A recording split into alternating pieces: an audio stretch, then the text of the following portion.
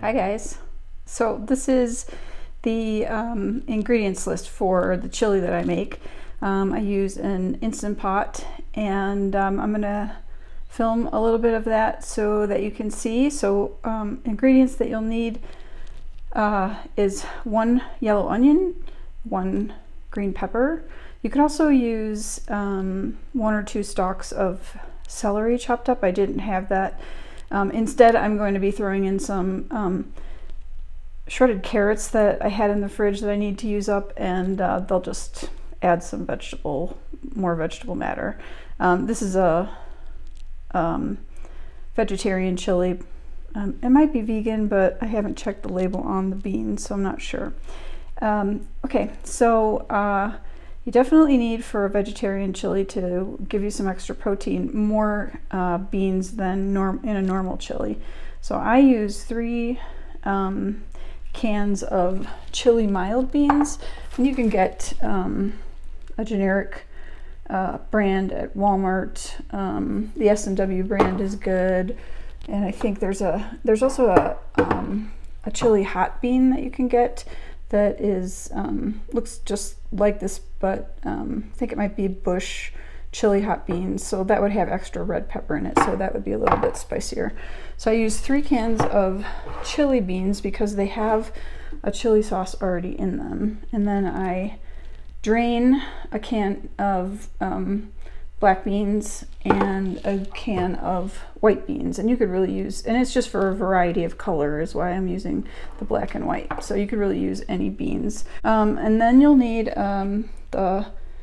some of these are 14 ounces, 15 ounces, or 16 ounce cans of tomato sauce, so I just used the Walmart Great Value brand. And then a can of whole tomatoes. We're going to end up chopping this, so if you want to use diced tomatoes you can, but I like mine a little bit chunkier than diced tomatoes. So it's about a 28 ounce, that's how much you'll need of the tomatoes. And we are going to use the liquid in here. We're not going to dump the liquid in this. And then you'll need either some fresh garlic. I end up using garlic powder a lot because I just don't keep fresh garlic around, and we don't really need that much of it. And then we need cumin, so make sure you have ground cumin. Also, you might want to use a little bit extra just plain chili powder, not a lot extra, probably like a teaspoon. And then if you do like your chili a little bit spicier, you can put in some extra ground red pepper. I don't like mine too spicy, but I'll put in a little bit of that. And that's really it as far as spices in the chili. I also add in 2 tablespoons of white vinegar at the end, after it's cooked and you're almost about ready to take it off the stove, and that gives it that extra little bit of sour that I like in my chili. Makes your mouth water, sort of thing. You probably have had vinegar in your chili before and you just don't know it. So yeah, I add that in to add that. And then we like ours as sort of chili over macaroni. So I use the ditalini macaroni for, I cook that up right at, before I'm going to serve it, and I make it al dente so that it doesn't get too mushy with the hot chili over the top of it. So that's it. So the next clip will be me making it. All right, I've got my vegetables chopped, 1 green pepper, 1 white onion, and some of the carrot sticks.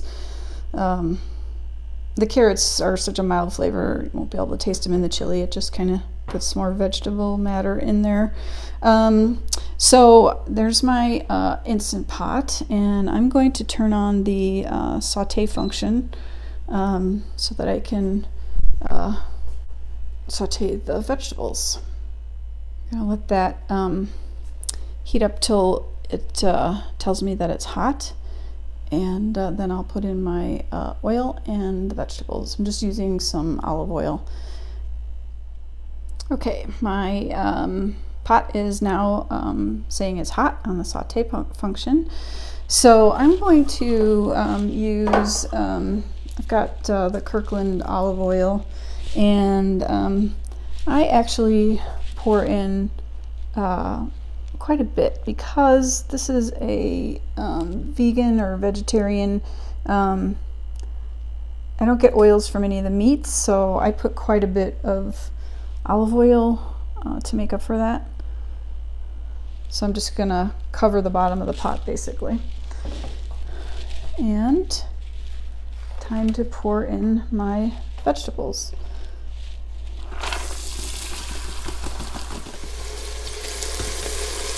Okay, time to add in some of the spices. So I'm going to throw in, I've got a teaspoon of salt, a half a teaspoon of garlic powder, and a little bit of ground cayenne red pepper, just a little bit. I don't like it too. I'm gonna throw that in. And then I've got 1 teaspoon of cumin.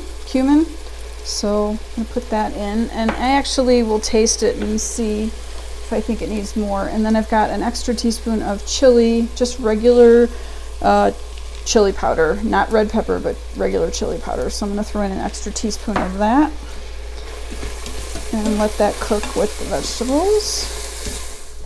Okay, I think they're fairly softened up. So I'm going to go ahead and add in the 15 ounces of tomato sauce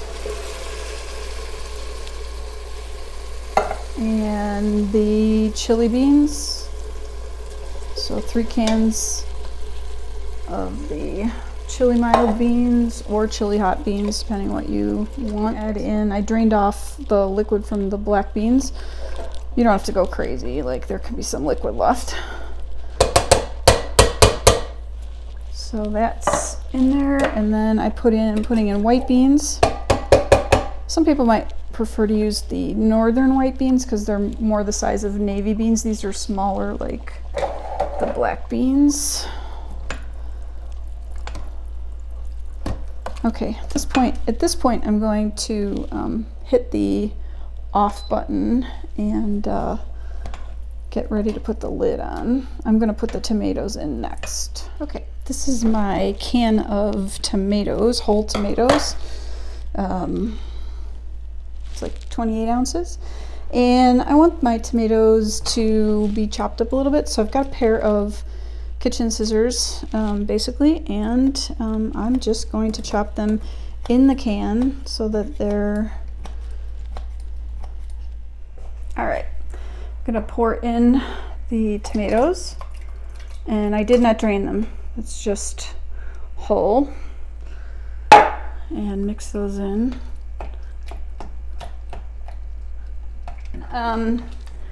Here's the lid with the ring in it. So make sure your ring is seated correctly and put on the lid. Makes the noise for you. Make sure your sealing vent is in the middle, and so that's sealed. And then we're going to hit manual, and I usually do this for 20 minutes.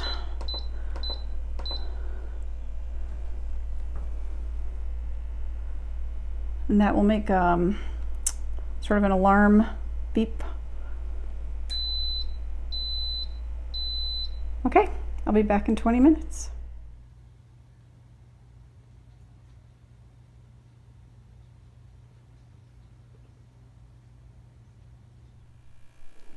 Okay, so this is, the timer has gone off, and it's now doing what is called a natural release. I'm not going to instant release the pressure on this. I'm going to let it naturally release for another 10 to 15 minutes. Normally, you know, if I was in a hurry to eat, then I could go ahead and do an instant release, but it does release some liquid when it's that hot, and I would have to kind of cover it and make sure it doesn't sort of spray. I prefer to let this large of a pot of chili do a sort of a natural release. So I'll be back. Okay, it went a little bit longer than, so back here 24 minutes later, and the pressure has released, so I could just turn it. If not, you would have to just turn the button and let the pressure release before it would open. So I'm going to open it up. Now it's quite red, and that is because of lack of oxidation. It has stayed quite red. So I'm actually going to turn it off, turn it back on to saute, and let it, and it's very watery, as you can see, it's pretty watery. I'm going to actually let it be on the saute function for a little while. Let some of that water sort of dissolve off. You could actually take the chili the way it is, let it cool down, and put it in containers, and use it for a full-on chili mac recipe that I will show you in a different video. And I'll show you what I mean by that. I'm going to actually just kind of let it get browner, leaving the lid off. Let it cook down a little bit. With the saute function on, though, it's very hot. That will burn very quickly. So at this point, I'm just going to let it saute and keep an eye on it for a little while. So yeah, on that saute function, it can ramp up boiling pretty fast. So I just come back and forth every couple of minutes and give it a stir.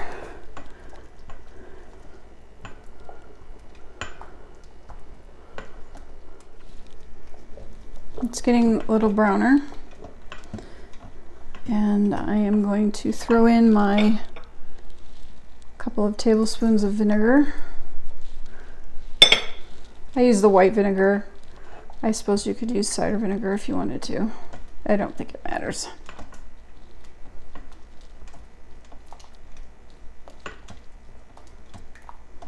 So I'm going to just let that sort of sit and cool down. It'll thicken as it cools, and it'll be all set for dinner.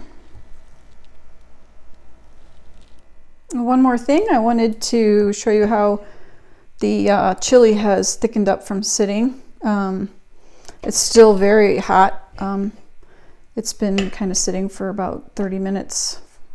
Yeah, and it's thickened up quite well. So this will be perfect over the pasta as chili mac. We add a little bit of sour cream if we want to on the top, of vegan sour cream, and